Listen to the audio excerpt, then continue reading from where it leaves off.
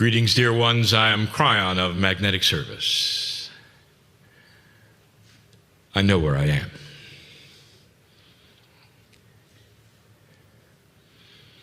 There are some things that are sacred, some more than not. This is one of those times when it's more than not.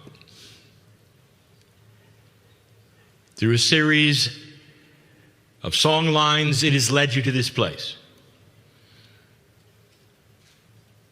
And you're not going to sing one note until there is an understanding, a true revelation of where you sit. The ancestors may have given their permission for you to do this, but I say to you that I want you to give permission through your respect of what you're doing. I tell a story in order to give you a perspective you may not have. No matter how long you have been in this land, the days perhaps of preparation that you have given yourself, still, you need to hear the story.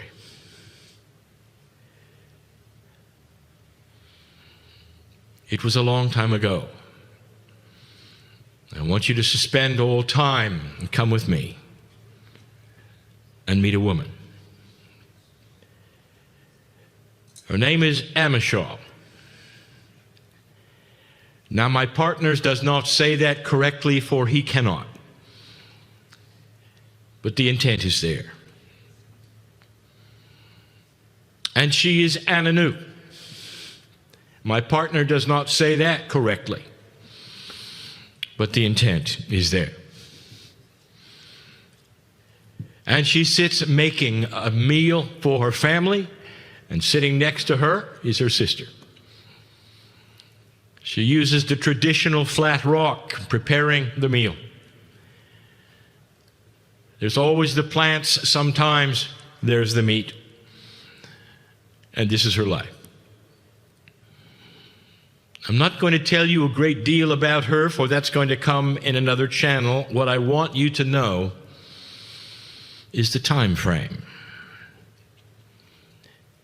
She is proud, if you can use a word like that her spirit is everywhere and belongs everywhere. She is proud that her traditions and her information says that she is over 14,000 years old in her mob, in her tribe. 14,000. And she knows this not because of some calendar on the wall or even the counting of the 6 seasons. She knows it because of the stars. This is how time is measured. The pattern of the stars are consistent, and they tell the story. If you were to look around her as the breeze increases and the sun starts to set, it wouldn't look like it looks today. The plants are different. The animals are different. There's not as many insects. 14,000 years old she is, not personally, but her lineage. Something is about to happen in the stars, and she knows it, called the precession of the equinoxes. To you, dear ones, it's the next to the last one.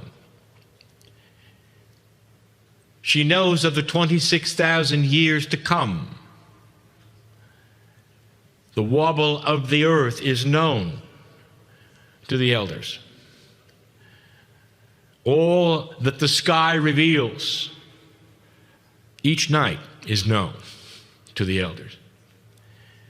And this is her life.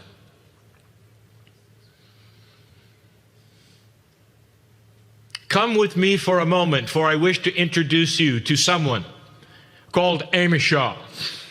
10,000 years later. 10,000 years later. It is the same rock that she prepares the meal. She knows that her tribe, her mob, is 24,000 years old. Now it's time for you to examine, perhaps, your history in comparison to where she sits.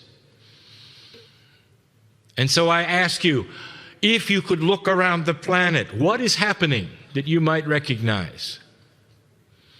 And the answer is nothing. For the history that you are taught in the Western world has not begun. And as I will teach you later, indeed, there are 11 other places on the planet where something similar is happening, but not like with Amishah. For she is pure and has been for 24,000 years, where nothing has changed, where women's business is the same, and the watchers of the rock are the same, where the Spirit is the same, and the stars move in the same way. Let me introduce you to a woman named Amishah, 10,000 years later. The ancestry and the song lines speak of the age of her mob as being 34,000 years old. And she's using the same rock. The family has used it for all of those years.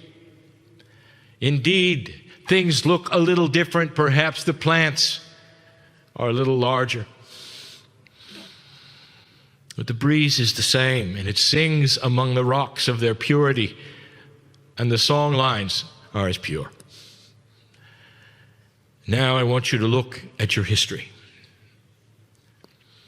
Right now, as she claims a 34,000-year-old lineage, there is stirring in the Indus Valley and in the Mesopotamian area where you think the cradle of life came from, Westerner.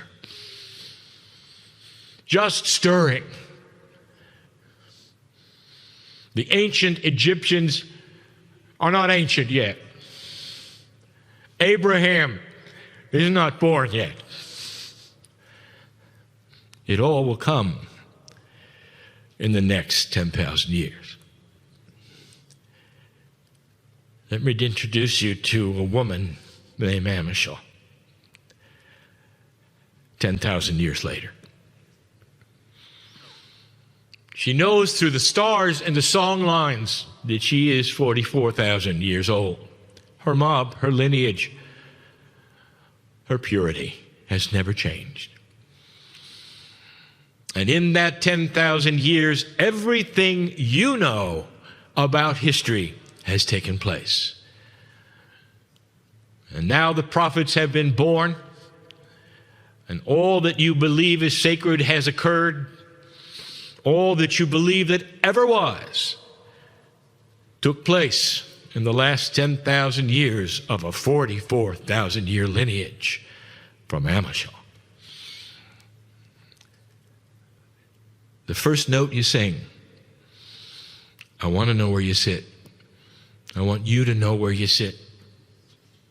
I want you to really understand the profundity of what is here. But this is pure.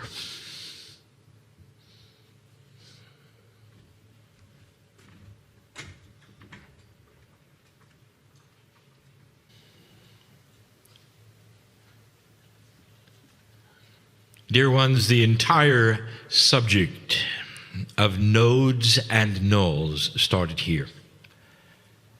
And when I say here, I mean with this, the choir. Under the direction of Ya'i,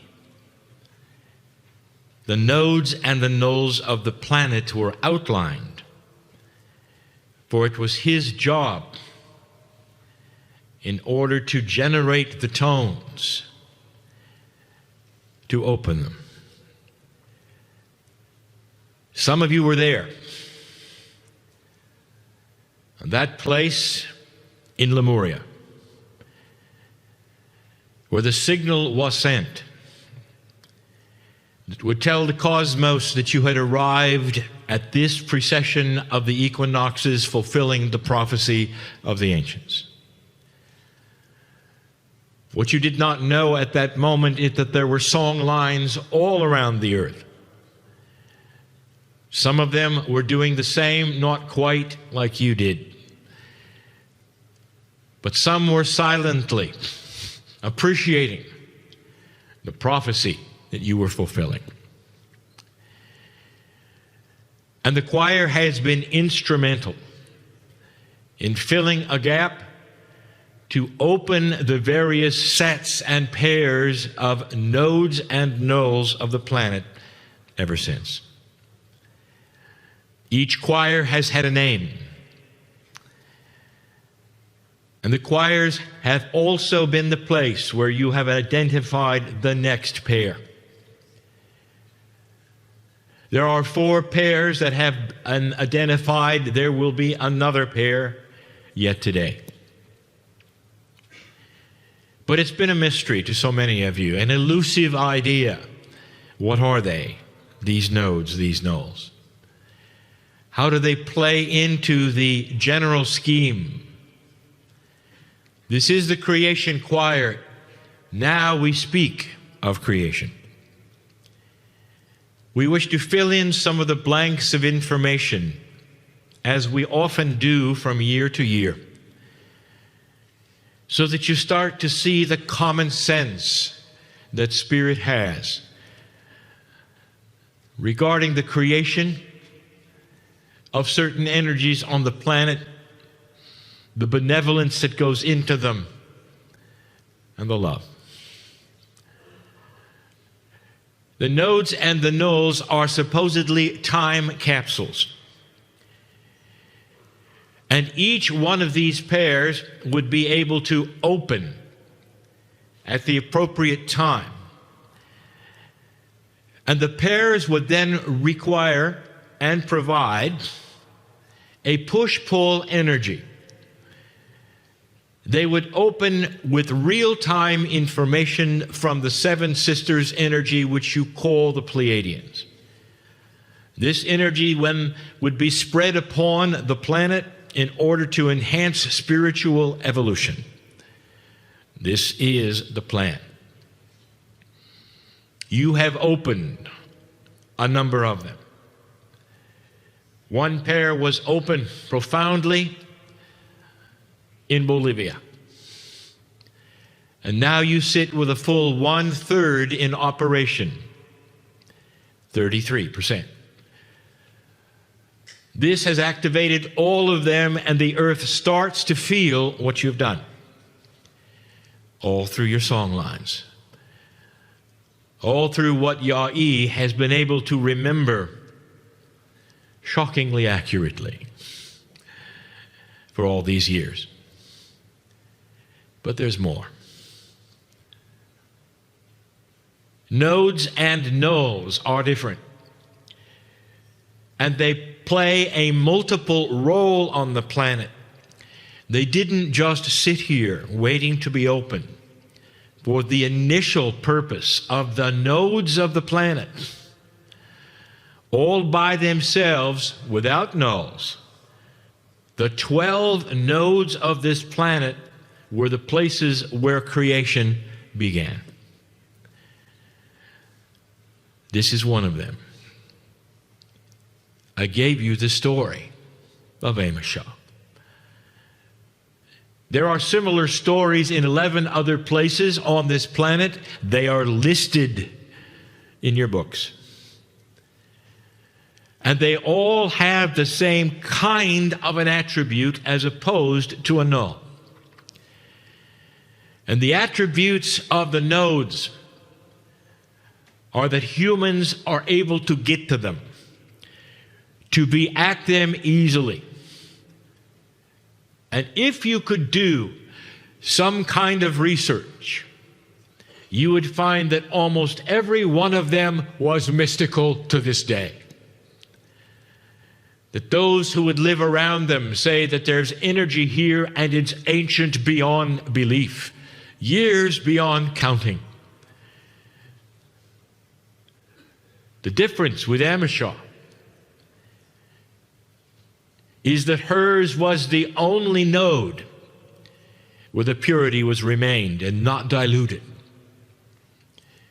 It's special here. But dear ones, what I am saying to you is that the creation story of the seven sisters used common sense with the great central source which you call God marrying to this planet all those years ago in 12 places, not one. Therefore, there was common sense applied. Does it make sense to you that God would have gone to one particular place and told the seven sisters, this is where you to seed on the planet, only one place? Do you see how this would arise to problems? For then you would say, what were they like, this one place? Were they of color? Were they not of color? A rise in the human brain would be then biases of which God would like more. Do you see? There would be biases aplenty. No, common sense has it started in 12 areas that are so different and so remote, they would be all the colors. Indeed. All of the temperatures. Indeed. To provide cultures that were outstandingly different, as they should be, in free choice of humanity, so that someday your differences you could put together. Common sense in spirituality is what we have talked about for some time. Spirit has benevolence. Let me define the lack of common sense. The lack of common sense would be bringing flies to Uluru. For those of you seated here, that's funny. The benevolence of God knows you. The benevolence of God and the way things have transpired over the years, purposely, beautifully balanced. The nodes have always been here and always been known. They are the creation centers of humanity. These represent the landings of the Pleiadian, who we talk about in a moment. The nulls, these come online as we identify the pairs. And now we have another system, a system of balance from the creative source. From the creation centers comes the information of the original Pleiadian homes. Push-pull. My partner does not understand that. And finally, I will say this only. We call the nodes and the nulls a push-pull system. As they come online, they become balanced. All that you know in physics, in chemistry, in science, has a system that is balanced. The very laws of physics require there be balance, that is to say, there be pairs. The very DNA molecule that you celebrate with your tones, they all come in pairs. There is a base 12 mathematics which is involved in all things, even consciousness. There is a push and a pull. This is the way of it in the galaxy, in your own life. It is also the way of it with nodes and nulls.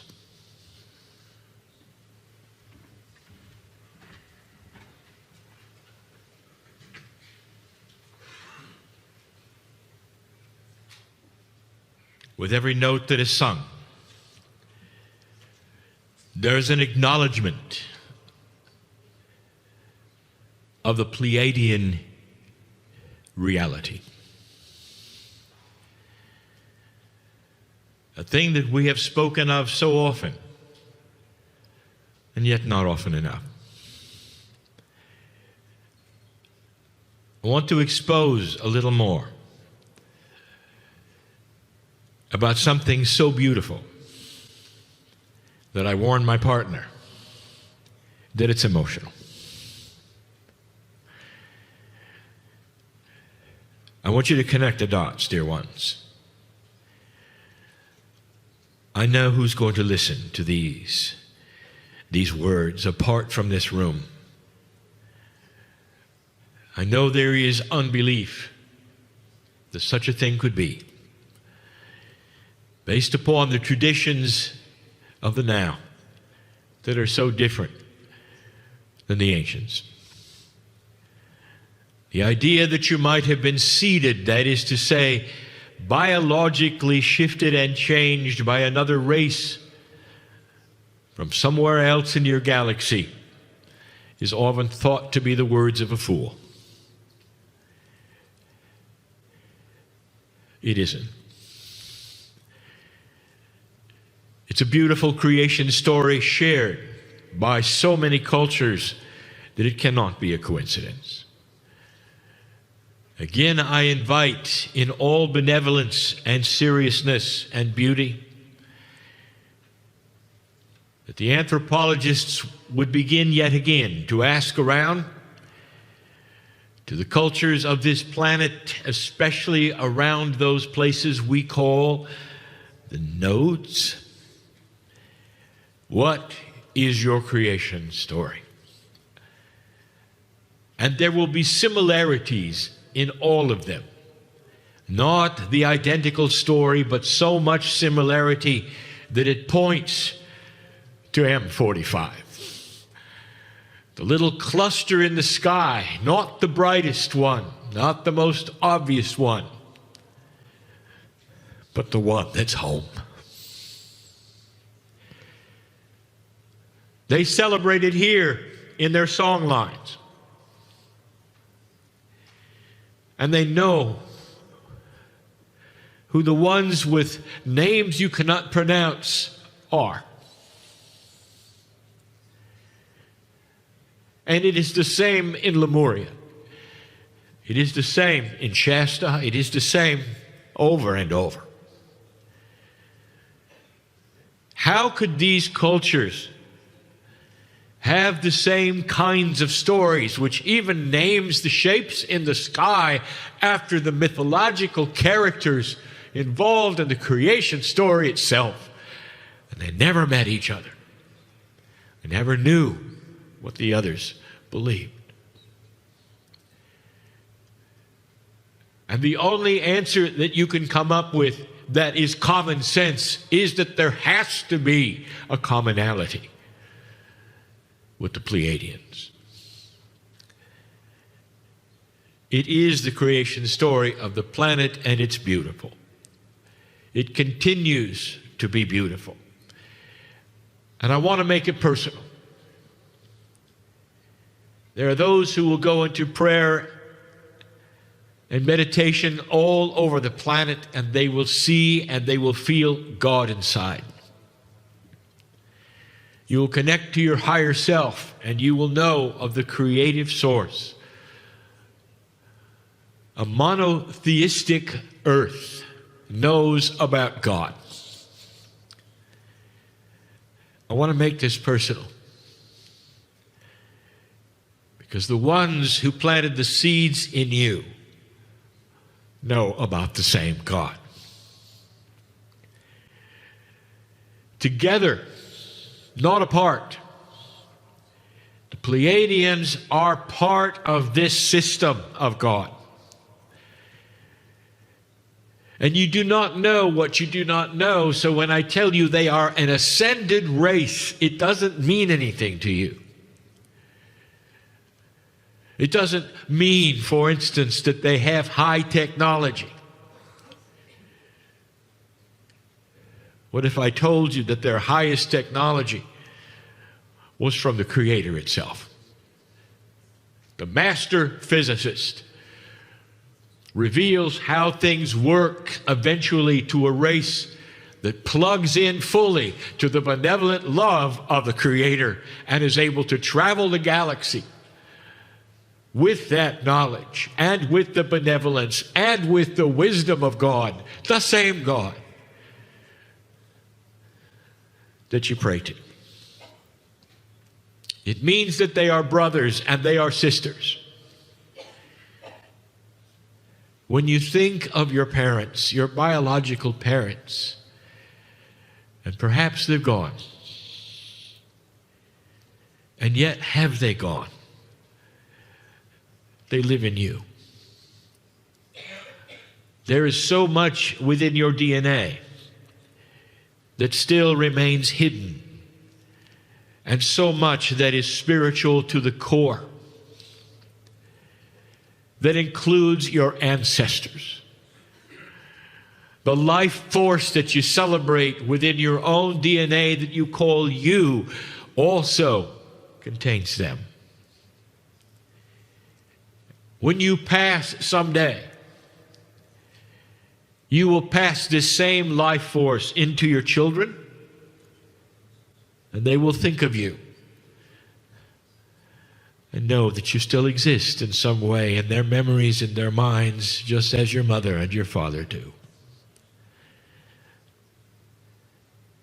And it doesn't matter what happened during this time, or how you were raised, or whether there was benevolence in the family or not, you still carry them, their intent and their benevolence of God in you. You can still access them. You can still ask for forgiveness, or vice versa, with them. And the proof of this is in the indigenous. For all of them call upon the ancestors, speak to the ancestors, and know it is a living legacy, not one which is dead. The Pleiadians are still here. A year ago, almost, we told Yah-E that his mother was Pleiadian. And we told him that she still is here. And here is what I want to tell you. I want you to understand this is so personal. The seed biology of the ancients lives in you, lives in you. Not as a concept, but as those who are still here. Listen, dear ones, there is a system. When one race seeds another in this galaxy through benevolence and the love of God, they come here and they cannot go home. Because they imbue themselves into the dirt of the earth and the rocks. They become the grids, and they live in the humans who are here. Knowing they can never return, that they would be part of the planet, in the nodes, they remain. As long as you, as a human, are here, they are here. I implore you to know them, for they've always been in you, just as your mother and your father are in you.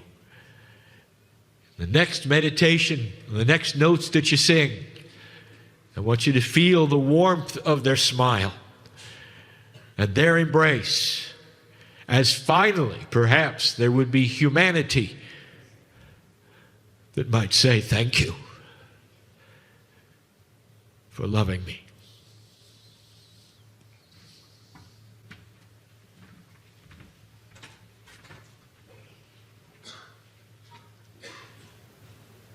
Dear ones, we are on sacred land. More than any you have been on, due to what you would call the undisturbed energy of the continent. for so many years. And because of this, the Anu have secrets. Now, since 1987, some of the most profound secrets of the indigenous on the planet are starting to be revealed. Some by the elders themselves and the ancients, and some not. This is not an accident, for the time is right for some of these things to be known. The Anu are not going to reveal the secrets, for it is not for them to do. I will not be revealing them all, but the ones that are appropriate and germane to this conversation and the beauty and the benevolence of what we teach, I want you to know. I continue to tell my partner he is not saying this correctly, but the intent is there. One of the biggest secrets you should know is the most profound one that they carry. 12 nodes were all seated at the same time on this planet. And over thousands of years, what you would expect would happen did. There was variety. There were situations that would cause the bloodline to be less pure, but not here. The very blood that they carry around, which makes them who they are, is only one step removed from the Pleiadian. One step. No one has that. As you might expect, and something perhaps you did not, is that in this one step that is pure, they have things within them that is not in anyone else on the planet. And through their consciousness, if they choose to develop it, they can perform things that you cannot. One step removed from their Pleiadian parents. There are things I wish I could tell you, but I can only hint at it. They are seers of energy that are Pleiadian, that you cannot. They are watchers of the rock. Did you ever wonder what they are watching for? And why would they watch it for 44,000 years? Is it simply tradition? I will tell you, it's not. Interesting, is it not, that so many of these nodes have anomalies? If you find a node that is easy to get to, and there are a lot of people who would visit them, there is an attribute you might be aware of. People see things. Sometimes there's lights in the night when there shouldn't be. Sometimes there's energies that are unexplainable. The Anu have seen the lights. There are places in the rock that glow, and the watchers know that these are the ones that have never left, and the communication is still there. They're not lights. They're their parents. The rock speaks to them in the song of creation, and their dreams and their song lines that no one on the planet has but them. They must keep it to themselves, for to share it would be to dilute it, and they know it. And do not give away anything that is too precious. I tell you instead, why the respect should be here. And I also tell you what they know now, that the earth is changing. They have prophecies they will not tell you that would describe the second precession of the equinoxes as the time of ascension. And when they look at what has happened within their own mob in these years, it may not occur to them that this is the prophecy. There'll come a time when the song line of the Anu is only represented in the beauty of the wind and the sound between the rocks. When all that was them will be represented in the life force that is the rock. The time will come when the rock not too far from here, which you call Uluru, will be more sacred than it is today. And that regular humanity will go and they will not touch it and they will not climb it, because they will recognize within it something precious and beautiful and pure.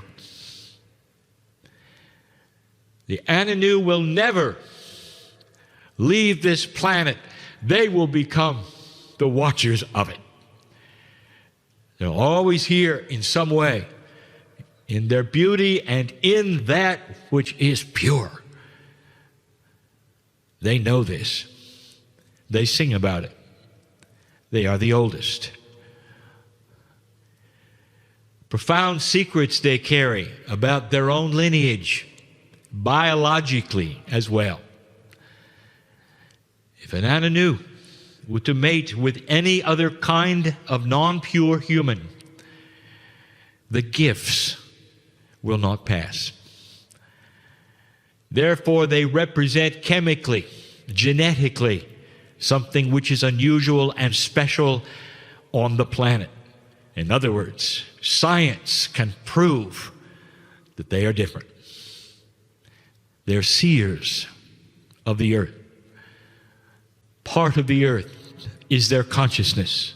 They are not a part as you are. I want you to think about these things. The next time you see one, I want you to understand the respect that is here and the beauty that is here. This is their home. The songs that you sing, these are a connection to the divine. They have them, you have them. It should show you, dear ones, that you share something profound. The understanding through the song lines of the beauty of the creation. This is why you're here.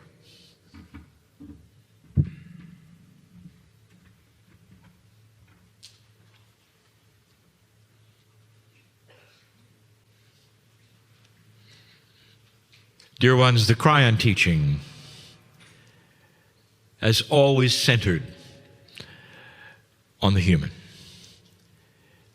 Not on things around the human, but always the human. The reason Kryon is here at all is because of the intense and profound shifts at hand now. If 20 years ago we described what is happening in this room and that you would participate and be doing what you're doing, many of you would say that is not correct. It's a shift of consciousness, even of perception, maybe even allowance. Allowance that you would push past what you were taught. An allowance that would let you prove what is happening to you by breaking the barrier of your disbelief. And this is what we are asking you now. As eclectic as you might be, singing the tones against each other in the way that you have been taught, not really understanding what they do, but feeling what they do. Even that eclecticness does not compare with where it's going. I want you to have a better appreciation of who you are. Close your eyes and pretend that the sun has gone down. Tonight, perhaps you would get away from the facility and all the lights and glance at the sky. It'll take your breath away. For it lights up, and you can even see nearby galaxies. Number of stars in your Milky Way, so great, you can only see a fraction, and yet it will take your breath away. This is the ceiling of the home of those who are pure. It's what they have every single night. So you can see that they have searched their own, I would say, lineage, and they know who they are. But I don't think you do. Tonight I would like you to stare at the stars for just a little while. And under your breath you might even ask, who am I? And it's bigger than you know. The first thing I ask you is, do you think it's possible within the myriad of the tens of thousands of stars you can see, do you think it's possible that any of them might have a solar system like yours? And the answer is, of course. And then I ask you this, of those that you can only see with the naked eye, do you think any of those solar systems might have a sweet spot for a planet like yours? Just right. Creatures like you, with the DNA like you, who can look back and ponder their Milky Way purview and wonder about you. Is it possible that as you look upon the skies, you are not seeing stars, but you are seeing consciousness teeming through the galaxy? And I will tell you, yes. I will go even further. I want you to ask that of Spirit tonight as you look at the stars in silence. And see if the answer comes back. We know who you are. Everybody does. And that is what you're unaware of. In far, far away places, consciousnesses of others that have been told about a magic place where other creatures like them, who have DNA like them, can do something they can't. Spiritual evolution. They can change, even shape-shift eventually, with nothing more than consciousness as they absorb the love of God, as they change the very structure of their societies, as they become benevolent, as they begin to love one another in ways that you have not even seen yet, one society to another. You don't know that this is a gift and that others cannot, and that perhaps it's only a fairy tale to a myriad of civilizations who have your story in their traditions, in their mythology. There's a star in the sky who will make a difference to the galaxy.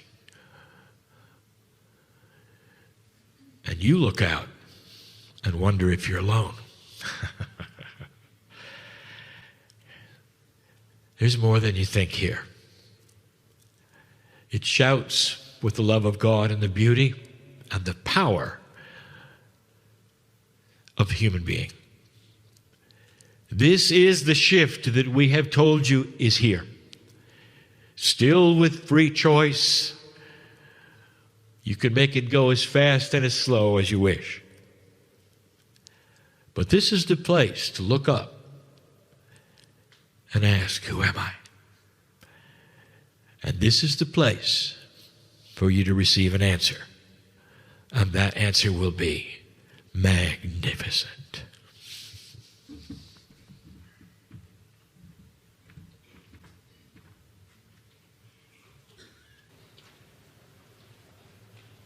Dear ones, it is a short finale. When I remind you again of where you are. And this is the place where we will then give you the matched pair for Uluru, the node and the null. But before we do, new information about nodes and nulls that we have never spoken before. This now is connecting the dots, things that make sense to an energy around you that is not static. That is to say, everything affects everything else. Let us put together a musical term and use it in physics. It is sonority. Sonority is a difficult thing to describe musically, but musically it is the difference between the relationship of notes. If you hear a major chord, it has a certain sonority. A minor has a different sonority. And so we say to you, consciousness has a different sonority. The various aspects of what you would call positive and negative work together to create a specific sonority. The reason I give you this is to tell you that all along the things that we teach are multidimensional. So you have to think out of the box of linearity. There are 12 nodes and 12 nulls. We've told you there is a match for every single one, but we did not tell you it is the same match from day to day. There are only two that are permanent and always had to go together. One is the pair which involved Maui, Hawaii, and the other was the pair that involved Lake Titicaca in Bolivia. All of the others could have gone anywhere depending upon the consciousness of the planet and when they were announced. This may not suit the linearity that you want for things that never change. Welcome to a new reality. Once they're identified, they are mated forever. But until they are identified loosely, I will tell you, they could be anywhere. Uluru has settled. You are here. There are 3 places it could have gone. The one that it settled in today makes total sense, and the sonority is beautiful. The match to Uluru is Mount Logan, Northern Territories of Canada. If you take a look at the pristineness, the beauty, and all of the things that you would have here as an opposite polarity, it is Mount Logan. The height, the majesty, the temperature. All the opposites. Go from this place, changed forever. And so it is.